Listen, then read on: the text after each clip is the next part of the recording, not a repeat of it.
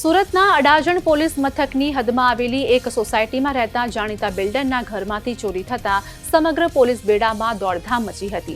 તસ્કરો બિલ્ડરના ઘરમાંથી ₹48 લાખની મસમોટી રકમની ચોરી કરીને ફરાર થઈ ગયા હતા।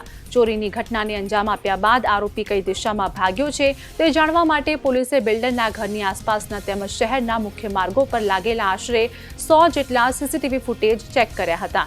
સીસીટીવીની કડીઓ જોડતા જ પોલીસ એક શંકાસ્પદ બાઇક સવાર સુધી પહોંચી હતી, જેની ઓળખ સુરતના કુખ્યાત અને નામચીન તસ્કર દેવરાજ પાટીલ તરીકે થઈ હતી। પોલીસે વિલંબ કર્યા વિના ચોક્કસ બાતમીના આધારે દરોડો પાડીને દેવરાજ પાટીલને રાઉન્ડ અપ કરી લીધો હતો। પોલીસની કડક પૂછપરછમાં આરોપી દેવરાજ પાટીલે બિલ્ડરના ઘરમાં ચોરી કરી હોવાની કબૂલાત કરી હતી। તેણે ચોરી કરેલી તમામ રકમ સુરતના રાંદેર વિસ્તારમાં આવેલા એક મકાનમાં સુરક્ષિત રીતે છુપાવી રાખી હતી। ચોરીના 48 લાખ ઉપરાંત અન્ય સોનાના દાગીના પણ મળી આવ્યા હતા। હાલ અડાજણ પોલીસે વધુ તપાસ હાથ ધરી છે।